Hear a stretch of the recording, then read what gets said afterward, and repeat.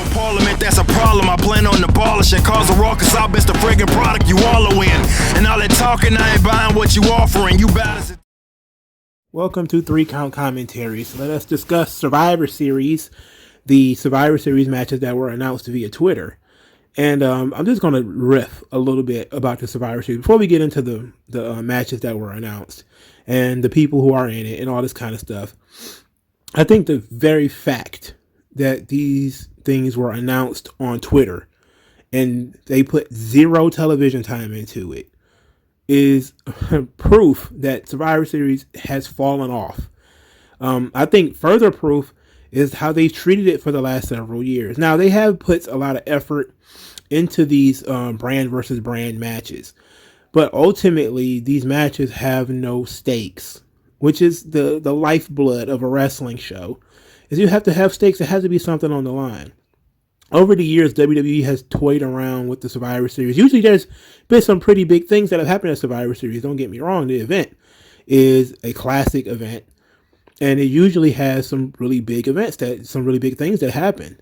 You know, the Sting debuted most recently.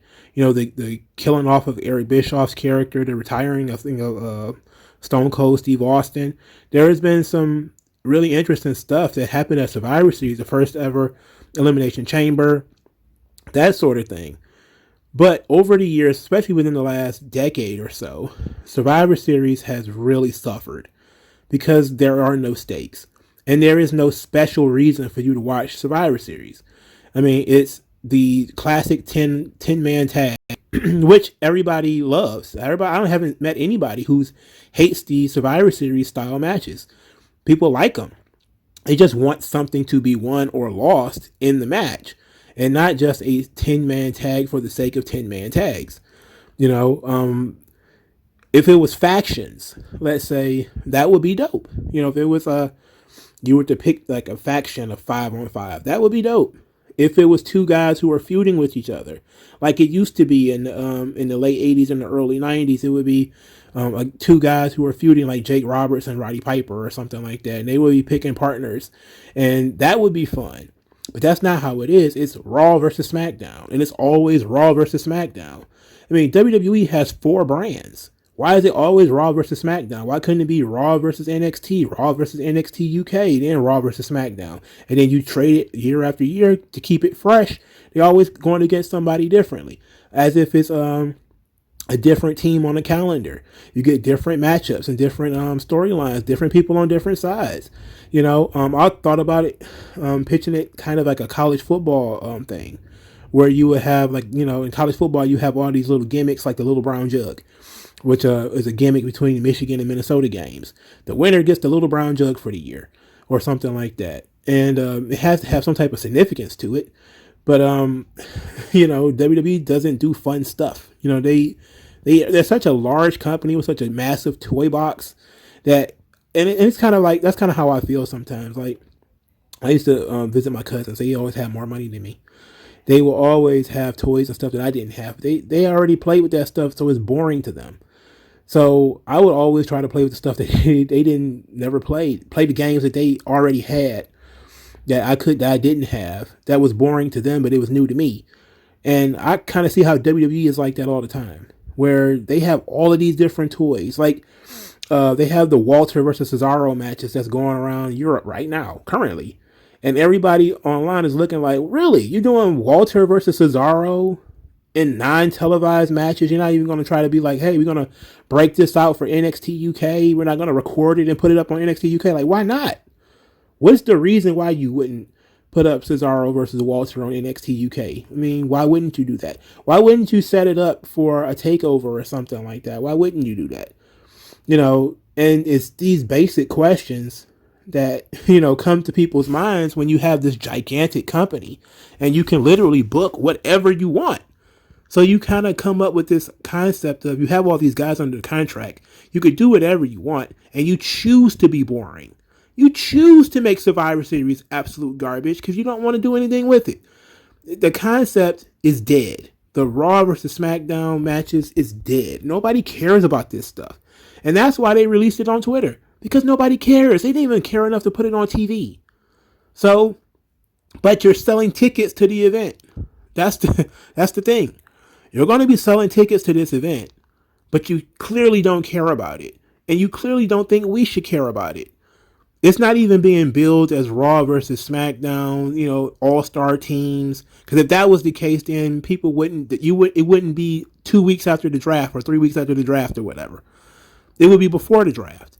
It would be the best people from Raw versus the best people from SmackDown, and maybe the winners get extra picks in the draft or something like that, which would have been better. And I still think the draft should happen after WrestleMania, not after or before Survivor Series. That doesn't mean it makes sense. It seems like WWE's season, if they have seasons, it's WrestleMania to WrestleMania. That seems to be the season. But WWE does, again, they do things the way that they want to do them, not ways and things that are fun or ways that make sense. So they shit all over Survivor Series and then are kind of surprised people don't really care for it. And then it becomes a feedback loop. It's the same thing with the King of the Ring. They kept doing stupid shit with the King of the Ring, like putting it on mid-carders that aren't going anywhere, like Billy Gunn. And then they say, oh, people don't care about this tournament, let's just drop it. It's like, look what you keep doing with it. You keep putting it in the middle of nowhere, like that one year where they had the King of the Ring, and it was like Wade Barrett. And it was like a network exclusive. And people was kind of like, huh? Why not a King of the Ring pay-per-view? Why not do it all on Raw if that's going to be the case? Why not do it all on SmackDown and boost that rating? Why not? At least this year, when they did the King of the Ring, it was for Crown Jewel. So, okay, it had some emphasis on it because it was going to be on a big event. But the King of the Ring died out because they kept putting bad people in the spot. Putting bad people in the tournaments like Mabel. Like Ken Shamrock was cool. Obviously, Mark Merrow and Triple H was cool. But then you had Billy Gunn. Edge was not really ready when he won the King of the Ring. He wasn't really ready. Brock was the last real King of the Ring from the actual pay-per-views. And everybody after that was just here and there. William Regal was good. Booker T was good. But Sheamus, he sucked. And it wasn't Sheamus' fault. It was the way that they booked the King of the Ring tournament. And then it became an endless feedback loop that the tournament doesn't draw because of the way we booked the tournament. The tournament doesn't draw. And then when people complain about it, we say, well, we got rid of it because the tournament doesn't draw. It's like, look at what you did with it. It's the same thing with Survivor Series. They killing Survivor Series by keeping it trapped with this Raw versus SmackDown garbage that nobody cares about, that has no stakes. And then all of a sudden they're like, well, let's just get rid of it. And it's like, and I truly believe, especially after this stunt that they pulled on Twitter, that one day we will wake up and Survivor Series will be gone. Probably replaced with something else. And Survivor Series is one of those events that could be made special by, if the Elimination Chamber was still there, And I get it. They want to have the Elimination Chamber have its own event. Just like they wanted to have the Money in the Bank to have its own event. The Money in the Bank, I think, has grown to the point where it's a second Royal Rumble. You can't. The Money in the Bank is different. It's special. WrestleMania does not need the Money in the Bank, but the Elimination Chamber does not need a pay-per-view. Okay, it doesn't need its own event. You can make Survivor Series special just by putting the Elimination Chamber back on the show. And saying every year. I mean, it's called the Survivor Series. Surviving the Elimination Chamber. It's an elimination match. It's perfect. You could scrap that goddamn Hell in a Cell pay-per-view. I mean, what do we need that for? And then have the Elimination Chamber as being sort of the ultimate test of survivors at Survivor Series or something like that. Could have been so much better. Could have been so much more fun. But instead, we get Survivor Series red versus blue every year. And it doesn't leave anybody's spurs jingling and jangling. And yeah, over the years, Survivor Series has still been pretty big. I think the last big thing that happened at Survivor Series was, other than Brock and Bryan, was Sting. Sting debuting and them defeating the Authority, which I guess they did come back on the Authority like a week or two, maybe a month or so later. The Authority was right back. But, the cool stuff they did with Stone Cold Steve Austin, the first Elimination Chamber, a lot of the cool stuff that happened in Survivor Series, it's all gone now. Survivor Series is a nothing event. And now it's made even more nothing by them announcing stuff on on Twitter. So let us discuss the matches that were posted on Twitter. I know it took me 10 minutes to get here, but who cares? Since I got you here, we might as well talk about it, right? All right, so the Raw versus SmackDown men's match, representing Raw, Seth Rollins, Finn Balor, Kevin Owens, and the Mysterios, versus Drew McIntyre, Jeff Hardy, Xavier Woods, Sami Zayn, and Happy Corbin. I mean, you already see the problem here. You have Dominic Mysterio on the team. Like, why? Why is Dominic Mysterio on this team? I'm not against Dominic Mysterio, but if you're going to do the All-Star game concept, Dominic wouldn't make the team. Everybody else would. If you were going to say this is like WWE's or Raw's All-Stars, okay. But then Dominic wouldn't be there. Ray would be, though. Happy Corbin also wouldn't be on this team if it was the SmackDown side. But I don't know. I really don't have a problem with the teams as they put together. It's just a lot of baby faces against each other. It's Seth Rollins and 4 baby faces. And then there's Sami Zayn, Happy Corbin, and 3 baby faces. And of course, you also do not have Kofi Kingston. What is Kofi Kingston going to do at Survivor Series? Nothing? Okay. All right, cool. Now, a lot of people have been especially upset by the women's match because of the participants. So here it is. The SmackDown side sees Sasha Banks, Shayna Baszler, Shotzi Blackheart, Natalya, and Aaliyah versus the Raw team consisting of Bianca Belair, Rhea Ripley, Liv Morgan, Carmella, and Zelina Vega. This is an unmitigated disaster. This is an unmitigated disaster. Why is Natalya on this team? Why is Natalya here? You mean to tell me that Raw, well, this is SmackDown. Yeah, this is SmackDown. Now, Aaliyah, a lot of people have been like, why is Aaliyah on this team? I'm okay with Aaliyah being on the team. I am okay with Aaliyah being on the team because, you want to showcase her at some point. Now she can get in on storylines because now we have a plan for her. She's been handpicked for the Survivor Series. You could say that, Sasha Banks picked the team or whatever. Who cares?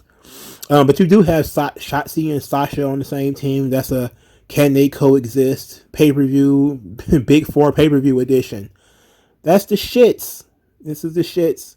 I think instead of Natalya, it should have been Naomi. Or they should have had, heavens to Betsy, could have had a match where Natalya and Naomi are fighting for the last spot, and then Sonya Deville screws Naomi out of the spot. Instead of just hand-picking Natalya, which makes absolutely no sense. The Raw side is not nearly as bad. Of course, you have Liv Morgan, but you have this kind of a nice mixture because Bianca is a natural fit. So is Rhea. They didn't put Nikki Ash on the team, so she's not going to be doing anything. I mean, so you have to ask the question, like, you put half of a tag team on here. What is the purpose? It's like the same thing when you had the Mysterios. You had like, okay, we're going to put Xavier Woods on the team, but not Kofi. So it's like, why not? Why not?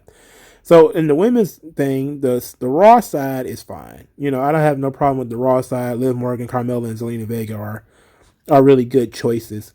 The SmackDown side is a little weak though, because Natalya and Aaliyah. Aaliyah is an unknown entity. Nobody knows whether she's going to be any good or not. So we kind of up in the air about that. But Natalya is Natalya. I mean, she's a stale cracker at this point. Who the hell really cares about Natalya? And I think at this in this juncture, the big match being the women's match. Because you look at the card as far as the women's match is concerned, it has Bianca Belair versus Sasha Banks. And I think that's going to probably be the last two, ultimately. And I'm pretty sure maybe you'll have Shotzi turn on Sasha in this match. And Shotzi gets disqualified or something like that. And Sasha now has to fight Bianca by herself. Or something. They'll probably do some one babyface has to fight 3 people by herself or some crazy shit like that. Now, on the other side, you essentially have a very even style match. The men's match is a lot more even. As far as talent is concerned, is very evenly distributed. And because I like Xavier Woods, I think he's a very talented guy. I think Drew McIntyre is a good front man for this team. I think Seth Rollins is a good front man for the other team. Finn Balor just being a guy to just throw into stuff. Kevin Owens, Jeff Hardy, of course, they're trying to heat him back up. If personally, I think the SmackDown team should win, and I think it should be Jeff Hardy who is the final participant. I think everybody gets eliminated except Jeff, because I think you want Jeff to fight Roman in the future, and I think that's where you should go with it. Now, as far as the women's side, it's since Bianca has run out of title shots, I don't think she can be the sole survivor. Sasha Banks doesn't really need it, and Natalya doesn't deserve to even be there. You run the risk of beating Zelina Vega, which of course is probably going to happen sooner before Survivor Series anyway. I think the person who needs it most is Shotzi to win the Survivor Series match, but I don't think they'll actually do that. So it's one that's harder to call, because it's natural for me to just be like, oh, horsewoman on one side, therefore they win. But then it's also, they do like Bianca Belair, they do like Rhea Ripley. So it's very difficult to say if they would be willing to beat both of them in the same match. So that one's a little bit more of a toss-up. But I think I'm going to go with the SmackDown team, because I think they put more effort into the SmackDown team. And I do believe that SmackDown will probably win both of the Survivor Series matches, and likely win the title versus title match too. Now, they'll probably lose the United States Intercontinental title match. They'll probably have Damian Priest beat Shinsuke Nakamura. That match should rule, by the way. I'm 100% in on that match. That's the only match on this card I really care about. Big E and Roman could be fun, but Nakamura and Priest is going to be something special. If they don't do something silly like take the title off Nakamura before he gets there, or take the title off Priest, which would suck. The tag team championships, I don't even remember who the Raw tag team champions are. Oh, yes, it's RK Bro. All right, so RK Bro versus the Usos. That could be fun, too. I don't mind that. I can see the Usos probably winning that match. But I can also see RK Bro losing. Well, that's the same damn thing. I can also see RK Bro winning, rather. So, you could see that the matchups, if they're done right, considering RK Bro have never wrestled the Usos, that could be a pay-per-view quality match that you could do in terms of, building a show around that. Nakamura and Priest, that's a fresh match that's never happened before. Big E and Roman was just in a match a couple of weeks ago, so they ruined that. So there is some fresh matchups here as far as the Survivor Series card is concerned, since we know it's champions versus champions. But heavens to Becky versus Charlotte, I am not interested in that. I just feel like we've seen that match 500 times, and I don't really see how. I mean, I know it's a marquee match in WWE's brain because they think the horsewomen wrestling each other. Ooh, everybody should care. It's like I hope Bayley shows up and beat both of them with kendo sticks or something like that in order to get us out of this, because neither one of them really needs to beat the other one, and I just don't see how that's going to benefit anybody. I don't see anything good coming out of that either. I just see a lot of heat coming out of it about somebody having a bad attitude about something, and then it's going to be like 6 months of Charlotte being a dick or Becky being a bitch and all that kind of stuff. But this is what I mean by Survivor Series, man. They put so much emphasis on Crown Jewel that Survivor Series is kind of forgotten, and now it's like, well, Survivor Series books itself is champions versus champions, and it's 5-on-5, and that's the entire card, and it's just incredibly lazy, thoughtless, and nobody cares, and it's totally not fun. You can make Survivor Series as fun as they want it to, but they don't want to, so they don't care about this shit, so why should I? All right, let me know what you guys think in the comment section below. Hit the like button. Hit it. Subscribe if you are not already subscribed. Donate if you can. I will already appreciate that. Coffee on you. And I don't drink coffee, so how about Gatorade? I do drink a lot of Gatorade. Well, I have to because I get my metabolism up. All right, so I'll talk to you guys later. Skin tone, so why attach yourself and piggyback the wealth you didn't earn or lack yourself? I'm telling you to own up to your own success and failures. It's a reason why these sleazy